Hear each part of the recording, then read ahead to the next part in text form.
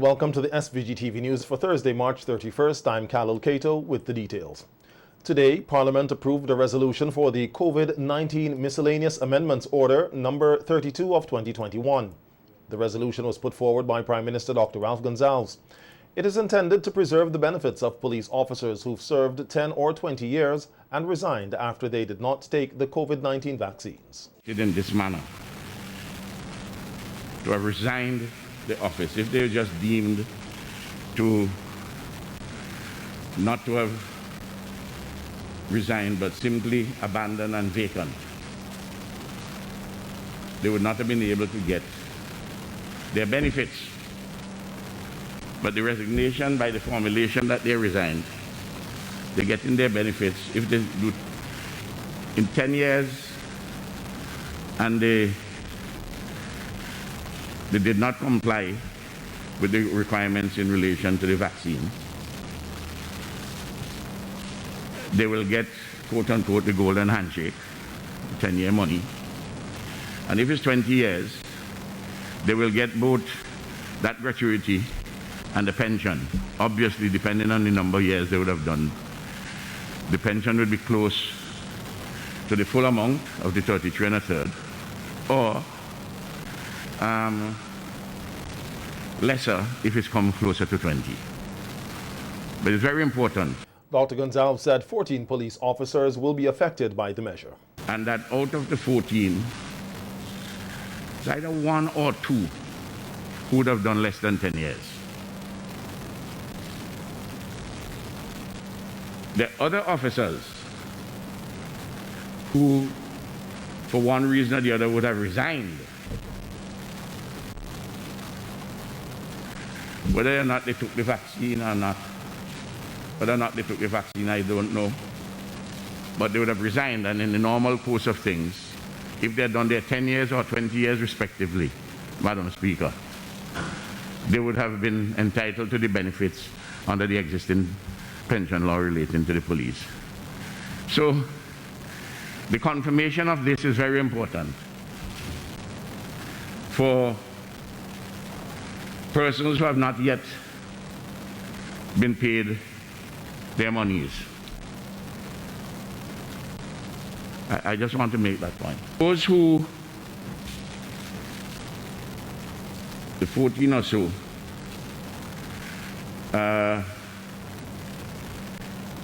who are deemed to have resigned, they abandoned their job and deemed to have resigned. That's that. If they want to challenge that, they challenge that in the court. And I understand that there's a court matter challenge in that. For his part, opposition leader Dr. Godwin Friday said he in good conscience cannot support a measure which in the first place took away the livelihoods of people, placing them on the breadline. What is this? Throwing a bone? Madam Speaker, if you, to use a nautical metaphor, if you throw somebody overboard or you push them overboard and then you throw them a rope and say, grab onto this, you're going to then turn around and say, you're a hero, you're giving them a lifeline? The point is, you shouldn't have pushed them overboard in the first place. If your house, you set a man's house on fire, and then you come with a bucket of water to throw on it, what are you, a hero or a villain?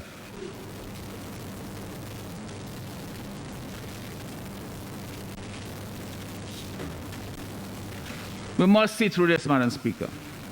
There are fundamental issues at stake here, and we have to get it right. I will defend the power of legislators to make laws as the Constitution provides. And I will defend also the right of persons to ensure that those laws apply to them in a fair, constitutionally just manner that respects their rights and their dignity as well. The opposition leader said he also cannot condone a resolution which gives extraordinary measures to a minister to amend any legislation that was passed in Parliament. This one piece of legislation, we don't have to come back to Parliament,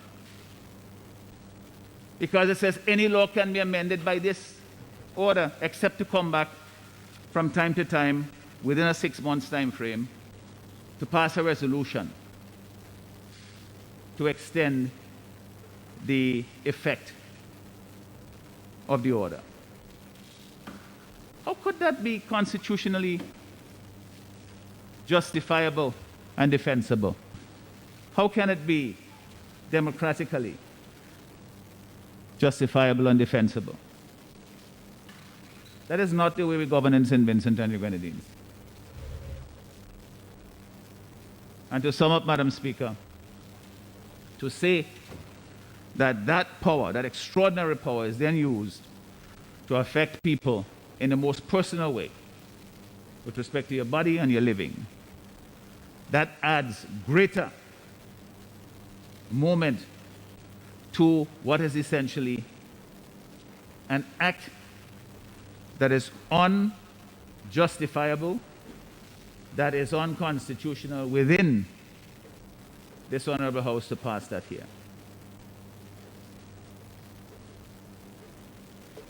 What's more,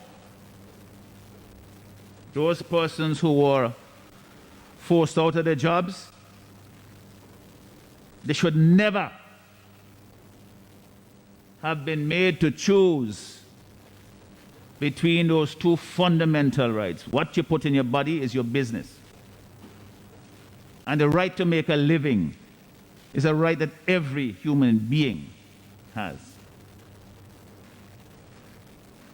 Or you could honestly force people to choose that in a way, in circumstances that provide other, more practical and beneficial alternatives. Prime Minister Dr. Ralph Gonzales has advised the Nurses Association to let their nurses who have not yet taken the COVID-19 vaccine to do so and come back to their posts, particularly those which have not yet been filled. Speaking on radio yesterday, Prime Minister Gonzales said that he, along with other officials from the Ministry of Health, met with the members of the Nurses Association on Tuesday, discussing matters in relation to staff nurses who were affected by the government's vaccination policy. You know, there are about 15 staff nurses who did not take the vaccine, and accordingly, they were deemed to have abandoned their jobs.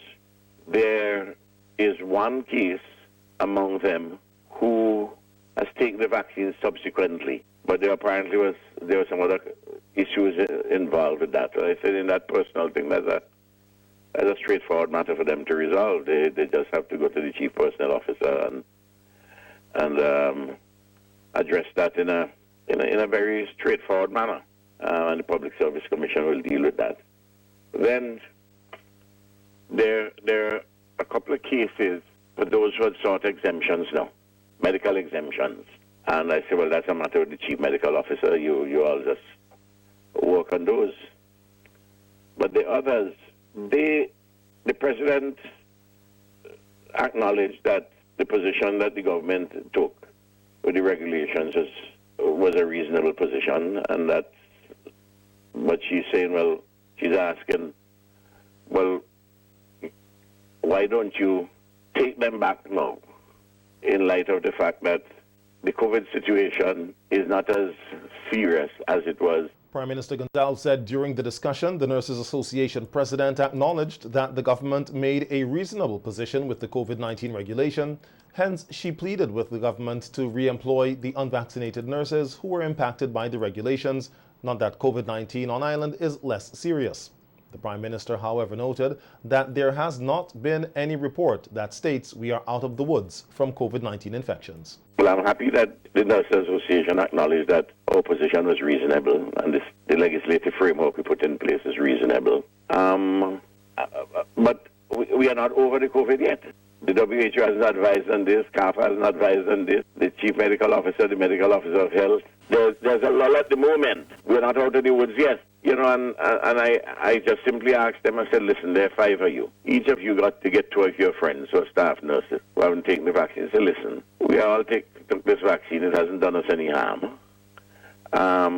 In fact, it has done us good and done the country good. Just take them now take them and you go to the Public Service Commission. And as I've indicated from day one, Johnny P., I have no objection. The posts are still vacant. For the nurses now, they take the vaccine, they come back. I mean, we have all these problems with COVID, with the volcano. We have all the climate change issues. We have the now increased prices as a result of what's happening in the Ukraine. You know, these things, I don't know why we have to fight about these relatively very small things, Johnny P. Eh? And you're in the health services, man. Go on, take the vaccine now. It's such a reasonable position. Currently, there are only 2 active COVID-19 cases on island, with 1 person hospitalized. No deaths have been recorded recently, and to date, 69,760 vaccines have been administered. Prime Minister Gonzales cautioned that though the island is trending in the right direction, persons should not let their guards down. Who want to be working in the health sector and don't want to take the vaccine? What's wrong in taking the vaccine? Right. You're teaching people children. What's wrong with that? Remember, you know, the requirement which we put down for the vaccine was for a narrow group of workers, you know, Johnny P. Specially selected. Yes. Which related to you can't complain about police and prison officers and teachers and nurses and people who are frontline at the port and the airports and the seaports. Huh? Okay. So I mean, why man, listen, just take the vaccine and let's move on now. It was a jubilant mood in the Layu community today following the news yesterday that government had rejected the application submitted by SVG Aggregate Incorporated requesting permission to erect a jetty at Jackson Bay. On Wednesday, Prime Minister Dr. Ralph Gonzales revealed that the board of the planning department had not given approval for the principal application. The decision was reportedly made during a board meeting held on March 24th, but was only brought to the attention of the public yesterday. Layu residents submitted numerous objections to the planning board, and they were able to gather close to 300 signatures on a written petition. When SVG-TV News visited Jackson Bay today, residents, young and old, were enjoying activities on the beach. They said they are pleased with the decision. I'm very grateful, and I like the decision, and it's the right decision the Prime Minister make, because we already have 2 offs, so we don't need a next one, and that is the only beach we have in Layu. And there's where sometimes you're frustrated, you wake up broken and stressed, you go to the beach, you swim, all those stress go away. Because we in Layu, we are serious about things that we cherish and things that we love. So it's the right decision. So I think the company should just rest it and try to do something to develop the area. Because we already give them the mountain, up in the mountain to do all the quarry. So many big truck passing here. So they should look at doing something else and contribute something to Layu. So every bit of what there, business gone, no business. So why we have a bigger force on them? Who have them gone away? Why my business go? Can't work, can never work. Well, it's a long time I live in Layu, and we don't think we need any more like that in Layu. And today is my birthday, I come and enjoy my beach, because this is where we are accustomed to enjoy our beach. Everybody satisfied, no two. I feel excited and happy that the wharf is not going there, because if the wharf go there, it will affect the sea life and people well-being in the community. We are grateful and thankful. Nothing like that gonna happen here. We are from here. We need our beach. My family, we all use the beach. Everybody going down on the beach. He cannot come and do those stupidness. It's our beach. When we fed up, we coming up here, they don't put us up, I have to come up here and get a little soak. I feeling 100% that the government reject the jetty. because I have some sister born in New York, and when they come to St. Vincent, the beach is where they live in. Sometimes I have to go down and wonder if fish take them away when I see they reach up, because the long time they up down they spending enjoying the water. Speaking on NBC Radio on Wednesday, PM Gonzales said that the company was seeking to make alternate arrangements. However, he did not reveal if a subsequent application will be submitted by the company. Residents said while they are not against the economic development of the area, they believe the beach already had an adequate number of jetties. They also said if any further proposals are announced for the development at Jackson Bay, protests will intensify. And I don't think the company should look to put in a next application, because actually I think it will get more worse and more serious and let you people really come out. I will lie in the road and they walk on me, then the whole world gone mad. This side is the best part of the beach, okay? We have all those retirees, English people, American, Canadian, old people come back here. So that's really big on the morning. Then when they go and sap their food, then with the livelihood. And then, if you want to put a wharf, okay, for instance, look, you have a wharf there, that's breaking down. Don't break that down and build it up. Build it wider so that people can use it and the government could access a little money from that. You can't put a wharf down on our best side of the beach and then deprive of our elderly people their privilege. You can't do that. Liu resident and one of the individuals responsible for the Save Jackson Bay petition, Andrew John, said he considers the decision a win for the community. Very happy, and we are delighted. We also would like to have something done with the existing stone wharf, because if, as some officials are proposing, that can be used for the project, it's just from one location to the other, the impact will be the same. And that we still have problems. In spite of that, we have won this battle. Different individual has been collecting signature. And it eventually became a collective effort, but it started by individual effort. And I'm so happy that people rally around and get this thing done. There are individuals in this community who said they are prepared to be buried there. They are prepared to lie in front of the bulldozer. And I know my people, we will definitely do that. We're not lying now on this one. And we are also rallying that the authorities should get the owners of the other stone wharf, clean up that one. The National Emergency Management Organization, NEMO, is making an urgent plea for members of the public not to tamper with or remove any equipment that is used to monitor activity at the La Soufrière volcano.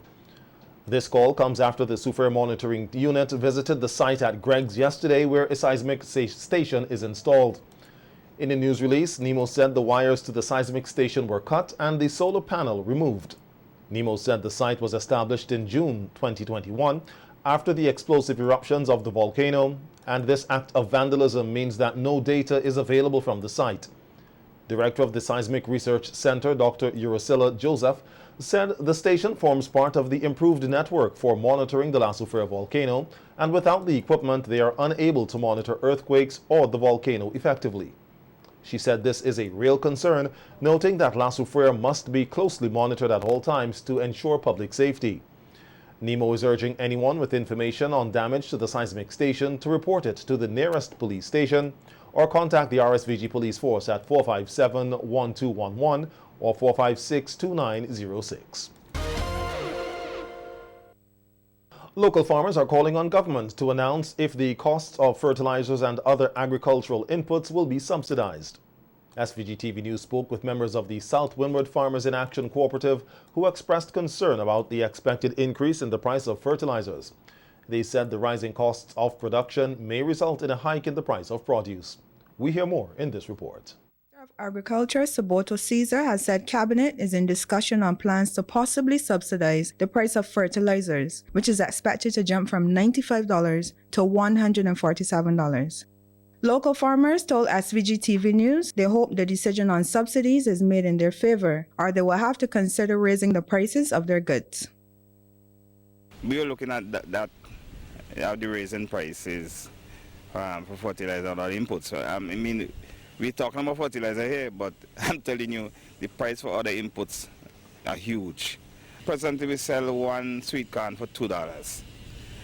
We are now looking at raising them to $3 because, I mean, when you take fertilizer from $90 to $147, I mean, selling it for $3, it really make more sense. But that will be the best deal right now. We're talking about, if you talk about sweet peppers, normally we sell wholesale at $5 a pound.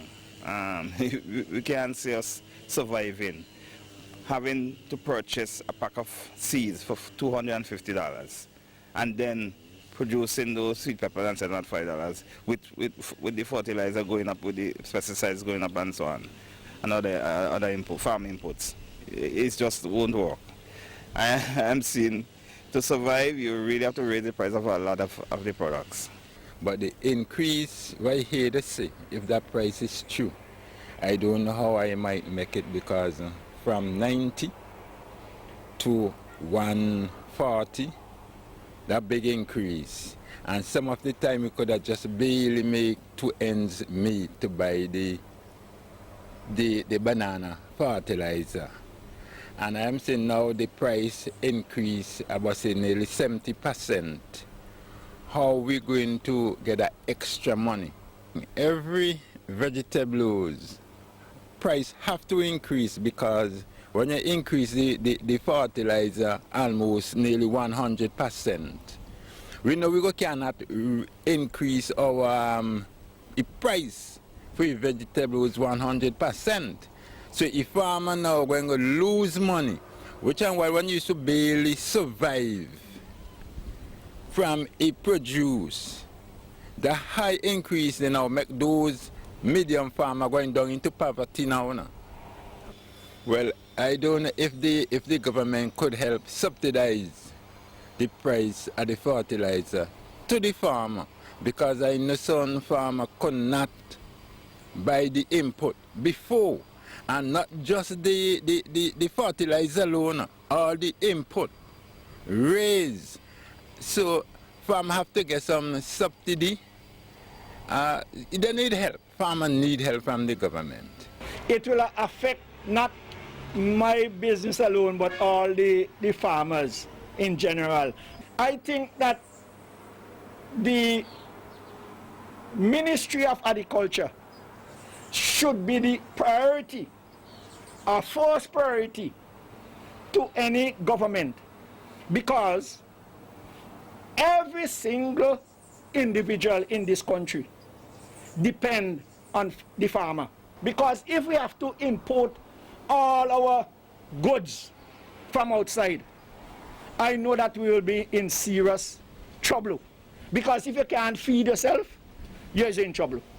The cooperative said they will be holding a meeting soon to discuss a way forward for the group. Reporting for SVG-TV News, Christina Smith. A donation of animal feed was made to the Ministry of Agriculture recently by the Kingstown and Chateaubriand Circuit of the Methodist Church.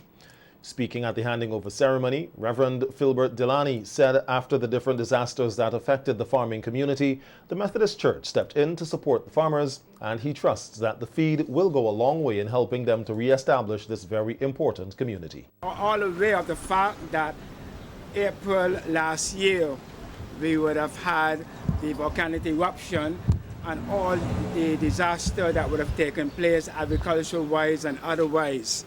And the Methodist Church has, over the past months, been involved in giving assistance to different persons across the sector of the community. And this morning, we want to do a special part in helping the farmers who would have been displaced in one way or the other over the past months. This is just the first part of other things that we will do to help the farming community. Permanent Secretary in the Ministry of Agriculture, Nerissa Gittins-McMillan, expressed thanks to Reverend Delany and the Methodist Church for noting that farmers have been experiencing difficulties since the eruption of La Soufrière last year, and now the current price hikes on a number of commodities, including fertilizers. Gittins McMillan said she is certain farmers are appreciative of whatever help they can get. On behalf of the Ministry of Agriculture, I wish to say thank you, Reverend Lady Trent, who has special affinity to the Ministry of Agriculture and the Methodist community generally.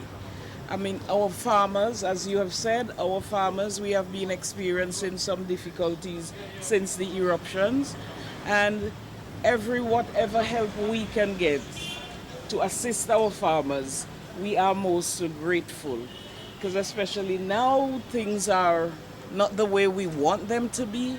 Financially, the cost of feed is expanding and all of that. So any sort of assistance we can get to help our farmers to get back on their feet so that their livelihoods can be restored, we are indeed grateful. The Anti-Trafficking in Persons Unit, ATIPU, of the Royal St. Vincent and Grenadines Police Force will commemorate its 10th anniversary on April 7th under the theme, I Deserve to be Free, Don't Traffic and Exploit Me.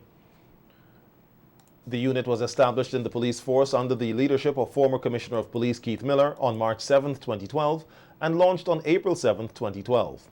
It's located at the Kittels Police Station.